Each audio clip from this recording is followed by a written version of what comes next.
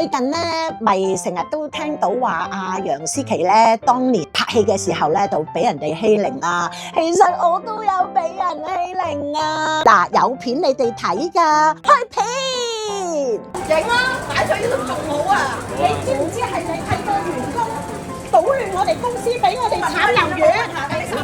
香港啊，只要齊走請員工啊，就唔會有好聲譽啊！你咧自己 search 下，你自己小紅書俾得臭啦，因為就係請咗香港員工，所以先會你當事人嚟㗎嘛？我有聲啊！你唔使揾啲屋企人嚟講嘢㗎，你自己。係啊，你自己喺法庭俾個法官點解侮辱你啊？你咧而家俾人鬧啊你！你咧係啊，唔緊要啦。我介紹一下先，呢間公司咧就叫小童星，咁佢哋咧就專做啲細路仔嘅生意。緊要你咪幫。個個咧好簡單。都係細路仔嘅家長嘅。講客啫嘛喺度。個個咧有客幾萬蚊嘅。有客打嚟咧就唔聽電話。跟住咧就全部咧，你問下你自己點樣翻工啊？你點樣去公司啊？有客都唔撚睬你啦！你唔好咁爛口啦！你揾你家人出嚟啊！你睇下你個樣，你而家你影乜你？你哋翻工點樣啊？你哋翻工唔聽話，唔做嘢，連個法官都判你輸。係啊！你俾人炒，做得唔好俾人炒。你做得唔好俾人哋炒魷魚，你又心心不忿，法官都話你，法官話你好懶啊！出嚟做嘢係要聽話啊！你啲家人要你件衫俾啊！你啲家人冇去法庭睇，你點樣俾個女法官去侮辱你啊？佢哋咧話你啊係搞壞晒香港嘅市場啊！係咪垃圾嚟㗎？七日啊嘛，七日都唔賠俾人。你哋嚟啲生意掟晒出門口啊！有客嚟你都睇錢啊！俾你啊！打你間鋪啊！間鋪有曱甴㗎，我唔係食屎啊！你人打工第一日啊，佢都係趕客㗎啦，佢去邊度做都係咁㗎。得你呢間係咁邊度啊？第日都係咁樣去為佢去嘈㗎咋，因為點解啊？翻人哋間鋪翻到有曱甴咁。即係話個個好似你咁睇人啊！因為你哋養曱甴，係啦，個個都好似你外人。我哋養曱甴啊，間鋪得你一個喺度。喂，你個女當日喺庭上喊啊！係啊，俾個法官鬧到喊啊！仲有啊，佢仲有個 friend 啊，陪佢啊，個 friend 都睇到佢喊啊！不如破成反人，到喊唔使講氣。而家啲人出嚟打工咪咁咯，佢又冇嚟過，佢又冇上到法庭，淨係聽佢個女喺度講大話，或者佢個親戚不斷喺度講大話，佢就入晒腦啦。然之後咧，好啦，撞到人啦，就咁樣去侮辱人哋。其實法庭啊，個法官啊，都鬧佢啦。如果唔係佢知醜，佢點會喺個法庭喊啊？開大把庭話你啦，你大料添嘛？唔想俾人炒，做嘢俾啲心機，就唔係攞人哋人工咧，就 hea 做。聽唔聽到啊？快啲走啊！快啲走啊！叫你。驚啊！快啲走啦！好驚係啊，走得咁鬼鼠，咪同佢女一樣咯，同佢嘅孫女一樣。老闆嘅公道啊！因為衰樣啊，死人爆炸頭，死人大媽。你過嚟啦！好似低 B 婆啊！你睇佢。有道理唔會人身攻擊嘅。有道理嘅話咧，係唔需要驚。使乜驚啊？有道理。你驚到要一路講一路走，一知道差唔多到就走。我記得咧，就係幾年前啦，我仲係開緊小童星訓練學院嘅時候咧，我當時係有6間鋪啦，2個寫字樓啦，咁我就好唔好彩咯，就請到一個員工咯，呢個女員工啦，咁啊咩名就唔叫啦，但係呢條我可以叫佢叫做仆街啦。講翻件事嘅經過先，咁有一日啦，咁我就去揼骨。就去深圳，咁你都知啦，大家都知我真係骨精強個 fan 嚟㗎，我好中意揼骨㗎。咁我嗰日咧就同埋啲屋企人啦，就翻去揼骨。揼完之後咧，你知啦，揼完骨嘅人咧散晒㗎嘛。我又冇化妝喎，仲俾我遇到呢壇咁嘅嘢，你話係咪真係激死我啊？咁樣，咁而家就講俾大家聽啦。嗱，大家咧有冇留意到咧？我哋一去深圳嘅時候，一過咗嗰個地鐵咧，咪有條好鬼死長嘅電梯嘅。嘅。咁我當時咧就企咗喺度等，嗰個電梯咪自動落去啦。咁突然間有個肥婆咧就喺隔離粗言穢語喎。咁我望下又唔識佢喎，咁咪唔理佢咯咁樣。但係我繼續行，但係嗰個女人咧一路就喺度講粗口，就一路行落去，但係我就冇喐嘅。咁後尾佢又翻轉頭喎喺個電梯度就指住我啦，好似而家我指住你哋咁樣，就喺度講你係小童星訓練學院嘅校長啊嘛你叫毛毛校長啊嘛你哋間學院啊呃人啊而家我話踢爆你哋啊，佢就咁樣講喎。咁我都唔知佢做咩，我再望下佢個樣啦，我唔識佢噶喎，但係佢又識晒我啲嘢喎。咁我於是乎咧就唔理佢啦，咪直行啦，即係嗱照翻啦，落到電梯咁我咪照行咯。佢喺後邊係咁跟住我不斷咁粗言穢語咧，咁咪鬧我。咁我唔理佢，又翻轉頭，佢又跟住我翻轉頭喎。因為咧當時咧嗰個火車咧，即係嗰個港鐵咧，我估計佢好似仲有15分鐘先至開啊，造就咗咧佢喺度來來回回跟住我行喎，即係一路行，我行左佢又行左，我行右佢又行右，不斷咁用粗言穢語同埋開我公司名同埋開我個名。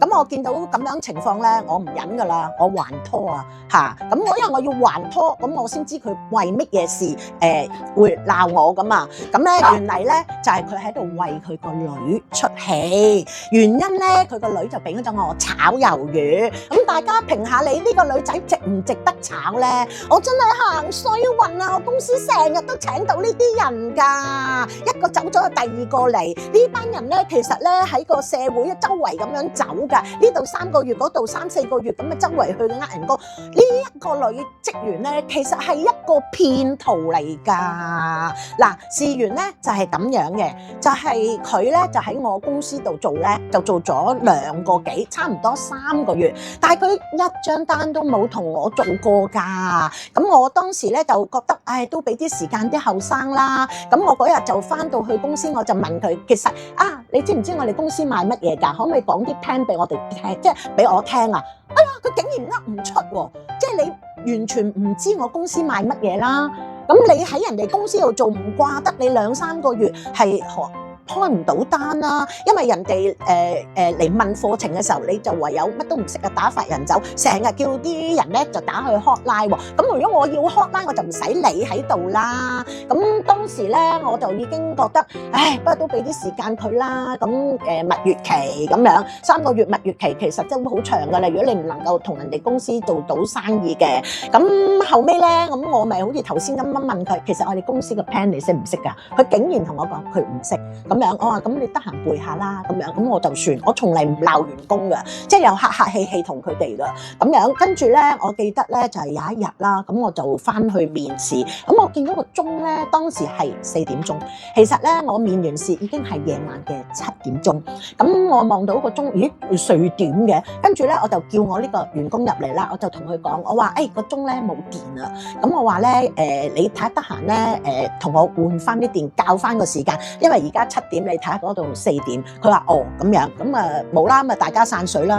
大概10日8日啦，咁我就再翻去呢間學院面試。咁我當時咧就見到個鐘依然都係4點鐘，但係咧我就喺度諗啦，我一陣間先至同佢講，因為要面試啊嘛。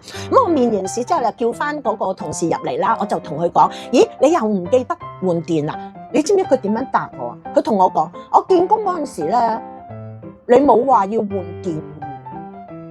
我話咁但係你見工嘅時候，我都冇講過俾你去廁所嘅喎，咁點解你會識成日去廁所嘅？咁佢就啞口無言啦。咁然之後我就會覺得，即係如果我請一個員工翻嚟，原嚟我叫你換粒電芯，你都會咁大反應嘅咧，咁冇計啦。同埋我發覺佢嚟咗我學院做嘢之後咧，嗰啲玻璃咧，從嚟唔抹嘅，因為我哋嗰啲地方咧，小朋友多啊嘛，咁嚟到嘅咧個個就玩嘅時候就攞嗰啲手啊，成日去印啲玻璃啊，咁變咗啲成日都會有好多手指毛喺度。咁我哋員工入職咧係需要去抹玻璃啦，同埋每個小朋友咧上完堂之後咧出嚟要掃地，同埋要拖一拖，因為點解咧？當時都已經係有疫情。嘅。咁我哋公司有小朋友多，所以我必須一定要乾淨。咁但係呢個女仔咧嚟咧，佢係翻11點咧就放7點鐘嘅。佢每日翻嚟咧就做啲咩咧？食嘢啦，扮靚啦，喺度講電話啦，睇電影啦。咁我都係唔多覺佢咧就有做過啲嘢咯。因為我面試嘅時候，我翻到去公司，我係 feel 到間公司好似好污糟咁樣，地下又唔抹咁樣。咁我當時咧就都喺度諗下，唉，而家啲後生都唔要求得咁多，但唔係離譜到咧，學院發現有咩咧？曱甴啊，好驚啊！真係有曱甴喎！喂，你哋食完啲嘢唔該收工之前攞出去啦，人哋會嚟同你收噶嘛，你又唔去處理你自己識剩嘅嘢。喂，你日日淨係翻嚟坐喺度咁樣，咁最後咧我就決定咧就炒佢啦，飲啖水先。咁我炒佢嘅時候咧，咁佢又梗係心心不忿啦，去邊度揾呢咁嘅工啊？乜嘢都唔使，仲係坐喺度夠鐘。仲有啊，佢成日請病假㗎，咁啊成日連住啲假期嚟請喎，哇！咁啊真係唔得你死啦！咁都算啦，炒咗就算數啦。點不知佢叻啦，又係去勞工處喎。咁啊勞工處啊最中意係幫呢啲人㗎嘛，咁啊因為可以搞你哋啲公司啊嘛，係咪？如果唔係佢度邊有咁多嘢做啫嚇？咁啊後尾咧咁啊佢又去咗勞工處告我啦。咁到當時咧我就上咗法庭。其實咧就我都覺得好慘㗎。我哋成日都請到呢類型嘅員工，即係我哋嘅心思咧係愛嚟發展自己嘅學院，係唔係啲心思咧愛嚟去做上庭俾啲乜嘢？因為佢告我，佢梗係冇嘢啦，係啊，佢真係冇嘢㗎。咁但係我哋要揾好多嘅證據出嚟，會話俾個法官聽呢個員工幾撲街，我哋先炒佢啊！你知啦，香港我哋已經請人，即係請人已經比較難，你即係都唔想話動不動就唔俾機會啲後生，但係啲後生真係有時都令我好鬼死失望。你一同啲做生意嘅人一傾開偈咧，個個都知㗎啦嚇！你哋出嚟咁樣打工，唉，咁啊真係死得啦！咁好啦，咁啊上到法庭啦，咁個係女法官嚟嘅，咁啊當時佢就有個朋友陪佢嚟啦，咁我哋公司啦咁樣，咁個法官睇完晒所有文件之後咧，就開口話個女仔啦，佢個法官咧就咁樣講，個女法官就話：阿女啊！喂，其實你知唔知咧？你出嚟做嘢咧，你收咗人哋錢啦，你係要同人哋做嘢㗎。唉，我都係唔知你哋而家啲後生究竟搞乜鬼嘅嚇？你收錢唔做嘢，咁點搞啊？人哋請你嚇，咁真係好慘㗎喎！你哋咁樣，哎呀，我真係唔知你哋而家啲後生喺度諗乜嘢嘅嚇。阿女，你真係好懶啊！你咁懶咁點搞啊？咁跟住咧，個法官就會同我哋講啦。你唔好喺度嘥時間啦。不如咁啦，你求其俾幾百蚊打發佢扯啦。咁我就會覺得，哇！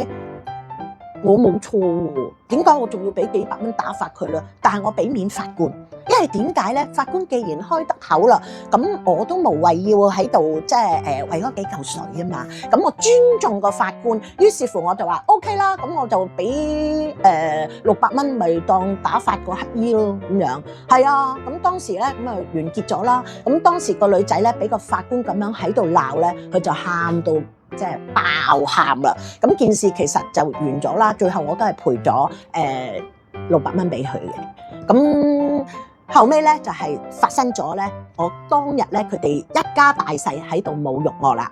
咁咧就係講翻就係先前啦，咪話佢一路行嚟行去到嗰個地鐵咧，嗰個港鐵一開門嘅時候咧，咁啊大家都行咗入去啦，佢又係咁跟住我喎，我行翻出去佢又係咁樣跟住我喎，如是者咧就吊靴位咁樣啦，一路不斷咁啦，佢阿婆啦喺度侮辱我啦，阿媽啦，佢家姐啦，仲有一個6、7歲嘅小朋友啦，但係我呢個女員工咧，佢咧就唔出聲，陰陰嘴笑，就企埋側邊去整蠱佢老母咯，整蠱阿婆，整蠱家姐咯，大庭廣眾出醜咯。其實最出醜嘅係佢呢一家人啊，粗口爛事。我冇講過粗口㗎，我淨係用仆街嚟形容佢呢一家人嘅啫。因為我當時好想講粗口，小插起佢哋嘅。但係我喺度諗下，我點樣我都係一個校長，我冇理由講粗口㗎嘛。咁我最多咪用啲粗俗少少嘅語言，你咪鬧佢咯。你成家都仆街嚟嘅咁樣。跟住咧，佢阿媽咧就越鬧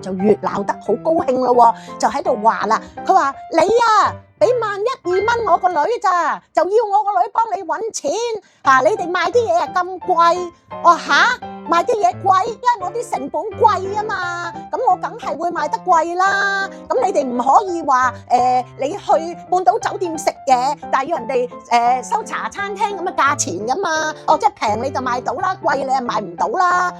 你而家你知唔知你哋即係我哋喺邊一度開鋪啊？大佬人哋收我幾錢租啊？我請你哋啲員工佢話我俾1,200,000佢個女，咁我就同佢阿媽講，我話我其實係俾1,800,000你個女啊！